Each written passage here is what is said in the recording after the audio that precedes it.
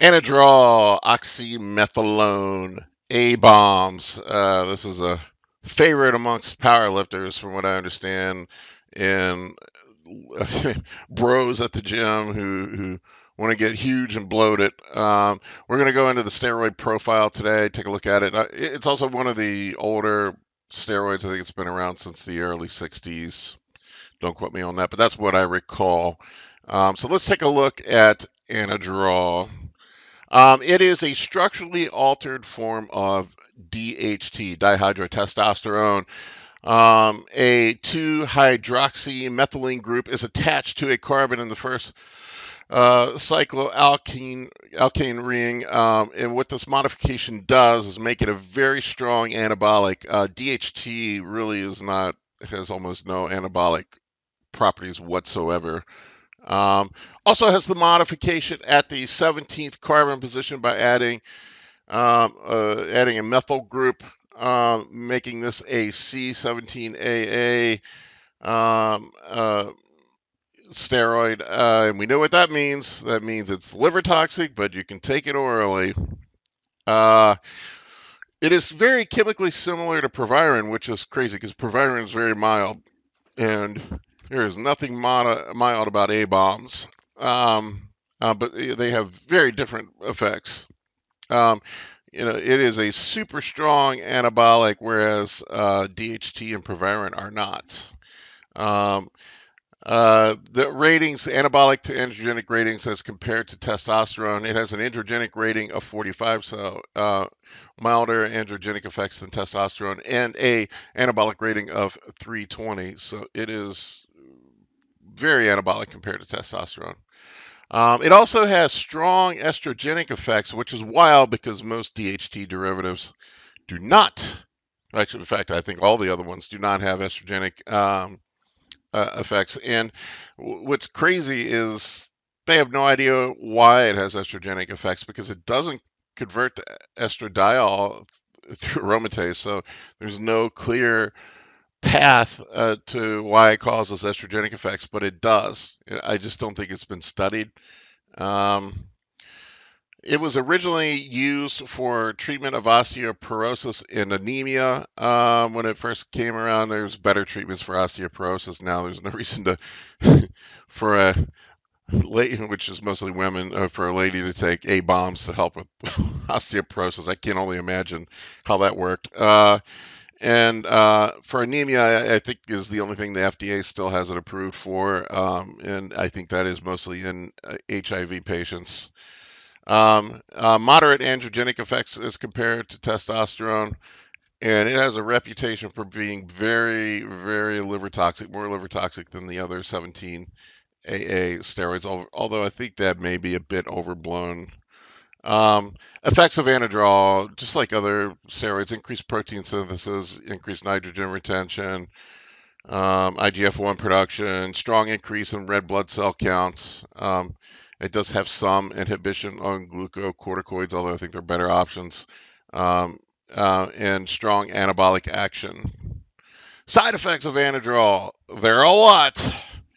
There are a lot. It's a dirty, dirty, dirty steroid. Um, Strong elevation in red blood cell count and hematocrit. That's why it's used to treat anemia. It's in my experience, it has the strongest effect on that out of any of them, even more than equipoise. You're going to blow your hematocrit up when you're. I've personally have never checked my blood after taking it, so I don't know, but you're going to blow yourself up if you have hematocrit issues. Just don't even go on it. This would be bad, bad idea. As I mentioned, strong estrogenic effects, and they have no idea why. And here's the crazy thing: aromatase inhibitors do not, listen to me on this one, do not help the estrogenic side effects uh, from A bombs, and that is because it does not aromatize to estradiol. So therefore, aromatase inhibitors do not work. Um, Serums seem to work, or help at least. So Maybe take some Novaldex if you're going to take A bombs and you have issues with gyno. Um, Definitely, it will blow your gyno up.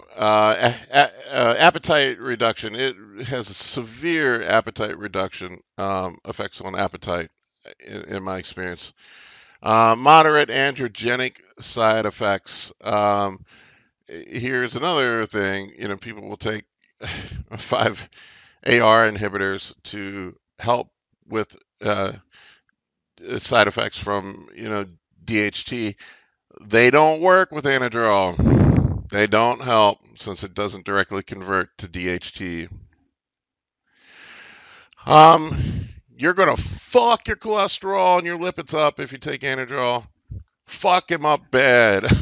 So, in a study, I saw a 50 milligram dose over a 12-week period lowered HDL by 23 points. Whoa, 23 points just from the A bombs alone. Imagine stacking that with other shit. You're gonna have no fucking HDL when you're done. Bloating, it's not uncommon to see 20 to 30 pounds of weight gain in a couple weeks. You're not gaining 20 to 30 pounds of muscle in a couple weeks. You'd be Big Ramy in 2 years if that if that was the case. It's all fucking water and bloat. And as a result, your blood pressure is going to go through the roof. Yay! High blood pressure and heart attacks and blocked arteries. Mild suppression of natural testosterone, not as much as test suppresses it, but it's still suppressive. Um, as I mentioned before, it has a reputation for being very liver toxic. I think that has more to do with people taking high doses than it does with the steroid itself. I mean, you don't hear anybody taking 150, 200 milligrams of Anavar a day. If you did, I think they would have the same liver issues as people taking Anadrol. Um, it's not uncommon to hear of bros taking 150 milligrams of Anadrol a day, which is just fucking stupid. But, stupid people do stupid things. Applications for Anadrol. Really, the only application I can see for it is for strength sports, your powerlifting, strongman, maybe. I don't know a lot about strongman, maybe Olympic lifting. Powerlifters looking to peak, it's probably a decent choice because it's going to cause you to bloat up. And I know powerlifters like to get bloated as fuck so they can pack all that meat into a suit and push more weight. Also cushions the joint, so I could see some advantages there. Um, Also, where you have situations where quick size gain may be needed, such as explosive sports, it can be used in hypertrophy phases, but I think there are way better choices. I just don't see an application for it in bodybuilding, personally. Anadrol Half-Life. The It's 16 hours is the half-life. Age, is with other steroids does impact half-life.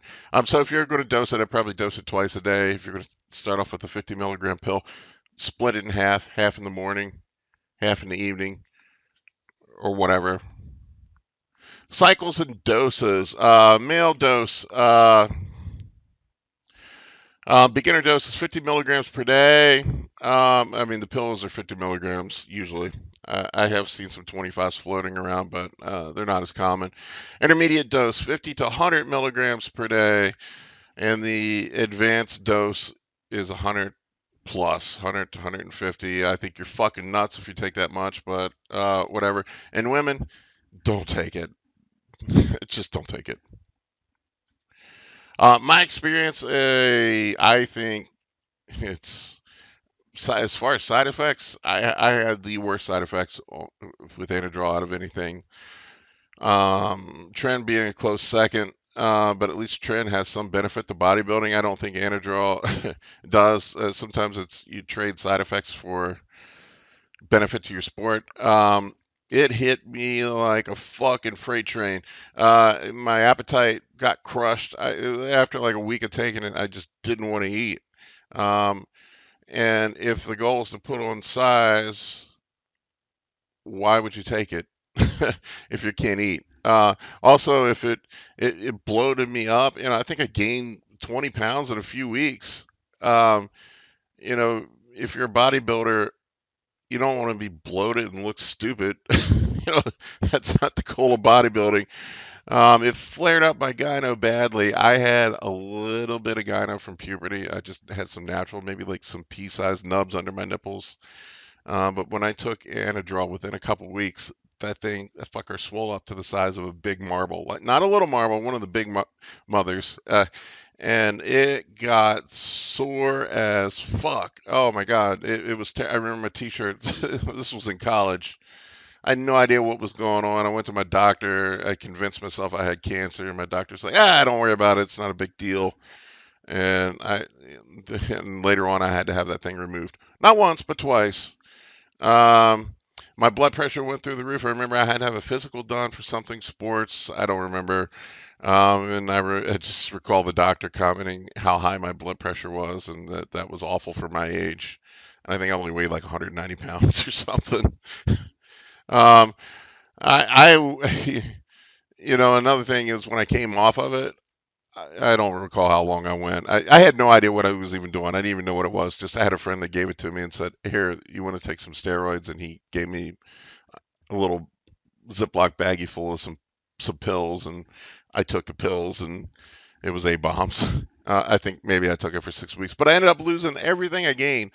I got strong as fuck quickly, and then I lost it all. I remember being in college and not being able to bench 225, and that was like, putting two plates on each side was, I was a big man on campus if I could get up to that, and I was just stuck at 185. And I remember like in 2 weeks, I went from benching 185 for, a handful of reps up to 225 for reps. It was crazy. It was just like in a couple of weeks. I'd been stuck at 185 for a year.